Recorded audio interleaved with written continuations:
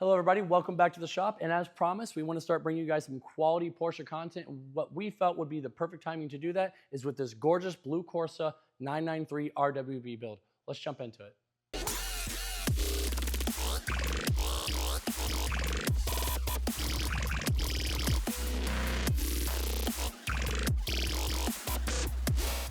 Now, before we jump into the build details and what our clients want us to do, let's go over what RWB stands for and what it is.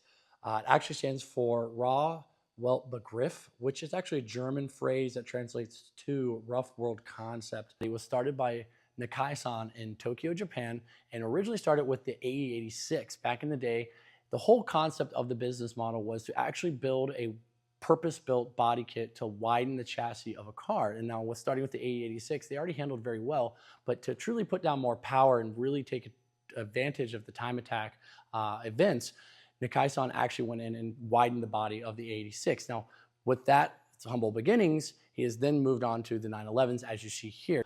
Now, something else about the RWB as a whole, the rough world concept, as Nakai-san actually kind of has said himself, it's actually Nakai's way of saying like an imperfect driving style. Or more or less the way that he aggressively drives these cars. Now, a lot of people say the RWBs are mainly known for their bold aesthetics, but these cars are really set up to go out and rip it up on the track. A lot of people say go out, drive the absolute piss out of them, and then put them away wet. Here, now Ryan's car being a 993 variant and a 964. Prior to that, you see more prevalent. Now, there are 997s now running around with the RWB body kit as well. Now, whether you're somebody that thinks that this is sacrilegious and you're like, hey, I'm going to go ahead and devalue my car, or you're someone that thinks it's going to add value, put that aside. This will allow the car to handle better for track use. And regardless if you're somebody that is trying to save their car for somebody else at a later date, or for somebody that is a driver enthusiast, it is going to allow the car to be at its absolute greatest potential on the track. Now, some people will say, oh, I'm trying to keep low mileage. I can't believe you'd cut it in the fenders. Yeah, okay, for those individuals that want to put it in the garage and never drive it and save it for somebody else, sure. But for us individuals, as Allison and I, or anybody here at Snail Werx, we believe in driving our cars hard and enjoying them today, not tomorrow. Now, Allison and I last year had the opportunity to go over, meet Nakai-san in person, hang out at the shop, hang out with Bagel all day. As you can see here, his pet dog. Oh, so that's kind of wild. Inu. Absolutely had a great time. Got to see him work on a few customers' cars, and then fortunate enough to actually make our way over to the RWB New Year's event where there was a bunch of RWBs. Allison and I got some awesome footage that we got to experience that once in a lifetime event. Now, the exterior of the car has pretty much already been done, whether it be the custom headlights, the gorgeous blue Corsa paint job Ryan actually selected is phenomenal.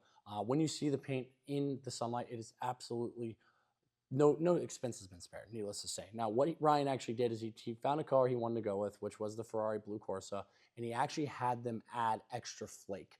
So that extra flake really does set it apart from any other paint that you would see, and we couldn't agree that this was not probably the best color he could have gone with. It absolutely is to die for when you see it in person.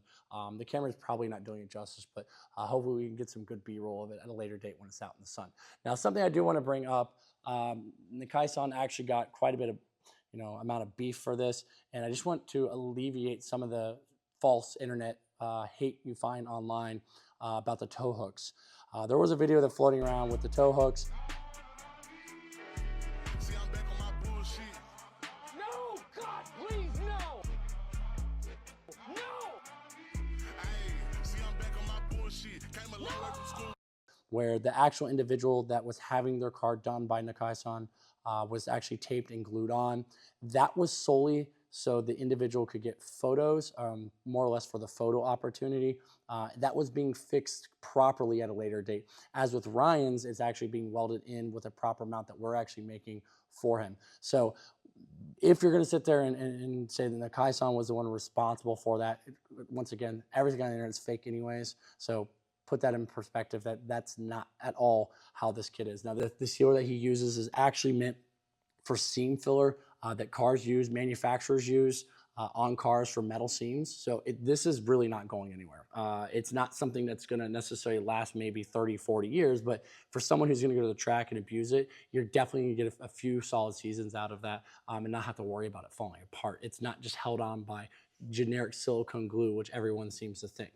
One other thing we wanted to point out on Ryan's car is the canards, actually the front and rear both are painted. That's something you don't commonly see. Most people actually just leave them black. I think we've only ever actually seen one other that I can recall that actually had them painted, but majority of the time those are black. So it actually gives it kind of a different feel and vibe than maybe some of the other ones you may see. Now, Ryan has selected a phenomenal looking wheel as well with the RWB custom wheels. These two-piece wheels, we would argue the lip on them is phenomenal.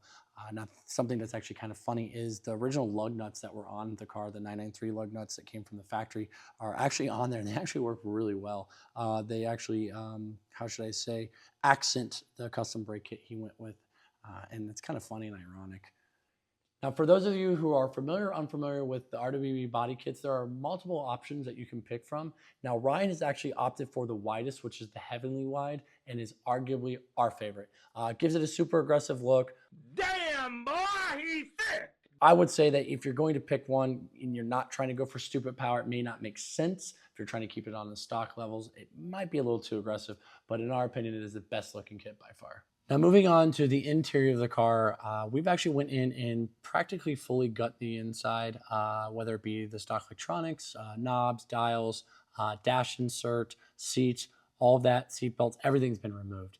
Now, we are going to be putting in some custom seats that Ryan has opted to go with. We're going to be putting in a custom shifter. Everything inside is going to be completely custom. Dash, everything is going to be completely refreshed. Now, we are taking some of the electronics. Some of that is being deleted. Even the wiring harnesses from the engine bay have been pulled through. We are going to be utilizing the back shelf area where the rear seats used to be for where some of our electrical is going to be stored now. Now, what we are planning on doing is doing a standalone engine software as well, which is going to bring us to some of the other components here in a second of what we're actually doing and what is truly going to be unique with this build. Now, when it comes to interior components, as a whole, there are a lot of options out there. So we are working with a couple of different companies. And as we progress through the series with this build, we'll kind of go over some of those companies that offer some of those really cool products, specifically for the older air-cooled 911s. Now, with Ryan being no longer air-cooled here soon, a lot of the other components are still obviously going to be relevant. Now, as you can see, with the dash being fully stripped down, we are going to be doing some electrical for audio as well. We don't typically do a lot of audio at the shop, but we do it frequent enough that we are going to be helping Ryan make the right selection. He is wanting to opt to keep some sound in the car, so we are going to be still putting a sound system in the car. So he does have some basic speakers, and you know, who doesn't love to cruise with a little bit of music once in a while. So as you can see, we have pulled all of the wiring from the engine bay inside the cabin. As I had just mentioned, we're going to be putting all of the electrical components actually here in the rear seat areas. Now, a lot of this electronic wiring, all the wiring is going to more or less be either changed, bypassed, piggybacked on, or removed as a whole. We are going with a Haltech standalone for the engine software. We're going to be utilizing that for engine management, and then we're going to be utilizing some piggyback off the 996 engine harness going into some of the 993 original body harness. So there's going to be a lot of custom wiring that's going to go into it as well. Now, moving on to the heart and soul of the car is the drivetrain. Motor and transmission has been removed, as you can see, and we've actually went in and started cleaning the engine bay as a whole. So what we're going to be doing is going in and removing some of those rivets that you see sticking out. This is going to more or less get fully deep cleaned to looking almost brand new. As you can see, all the wiring is practically gone. AC lines are still in here and a few other components, but Ryan has actually opted to coat the inside of the engine bay with 24 karat gold flake leaf. I love gold! So we're going to actually be doing a full gold interior engine bay, which is going to be absolutely crazy, going to look absolutely awesome. As you can see, the original rear harness is completely gone, and as you can see, the rear subframe is still in place so that we can still move it around on its own wheels. What started out as a air-cooled Carrera motor now is going to be getting swapped into a 996 turbo. We're going to be doing a twin turbo setup, which is going to also be upgraded to 2 GTX 30s. We're hoping to make right around 1,000 horsepower. Ryan ideally wants us to get him to the 777 wheel horsepower, which is what we're shooting for. And bolted up to that 996 motor is something that is absolutely a must, and that is upgrading the standard transmission that was in this. They tend to not take as much abuse, and actually going to the GT3 transmission, GT2, GT3 transmission, slight variances on those transmissions. We did not opt to go with a turbo transmission. We want to keep it basic and simple. If anyone is familiar with the 997, 996 transmissions as a whole, for whatever reason, Porsche thought it was a great idea to involve the power steering. We're not going to talk about that. Not ideal by any means. There's a couple of companies that actually help mitigate those issues, but we are opted to go with a 997 GT3 transmission, which if you look behind me right here, has actually been started to be torn down. Now, Ryan actually sourced this transmission himself. He found it online. We're not 100% sure the mileage is exactly accurate based off of what the listing said. It's definitely higher mileage than what was quoted or specified in the listing. Some of those components we're going to be changing out are going to be the oil pump for the cooler. This feels like someone put sand in it. This is definitely done. Some of the bearings, as we can see here, are going to be fully ripped apart as well. And then we're actually going to be replacing the diff. For anyone out there, diff is something you should service. If you're specifically going out tracking it frequently, especially with some of the GT3 or GT class cars, you're not going to want to essentially run that diff for indefinite amount of time. It is something you're going to want to replace every so often. So the stock diffs, they do see wear, they do see issues. We are going to be going over some of the components in the transmission that are what we would call issues or problematic issues that we are going to be addressing while we have the transmission apart. And that being said, we're going to be upgrading to a WaveTrack LSD, and the standard Porsche LSD is going to be getting removed as well. Now, the 996 motor that we are utilizing for this build, if you're trying to make 700 horsepower, that's actually very doable for the standard 996 turbo motor. Now, what I will tell you is Brian's trying to make, once again, about 1,000 horsepower. So we're going to go in and actually redo all of that. So the motor itself actually has been stroked out to a 3.9. 2 GT2 heads were sourced for the heads as well. We're going to be upgrading all the fueling components. Everything on it is more or less going to be upgraded to make that 1,000 horsepower, that 777 wheel horsepower, 777 wheel horsepower Ryan wants to make. Now, every step of the way, we're going to kind of show you what is going involved with that, with the components going back on the motor, same with the transmission, getting everything put together, clutch, some of the other components that are custom and unique to the build. Now, 99% of your mechanics out there will tell you they hate wiring. It is something that is definitely tedious. You definitely need to be educated in a lot of ways to do it properly.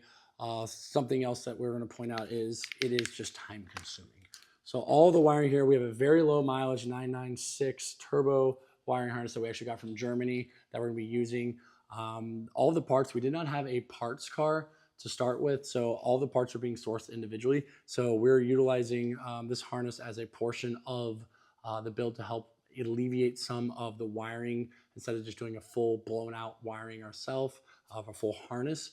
It's going to help save the client a little bit of money, and at the same time, it's going to help save us a little bit of the headache. Now, at the build of this caliber, we want to make sure everything is meticulously and properly done. Now, if this is a build that you want to see come together, please like and subscribe. And as always, thanks for watching.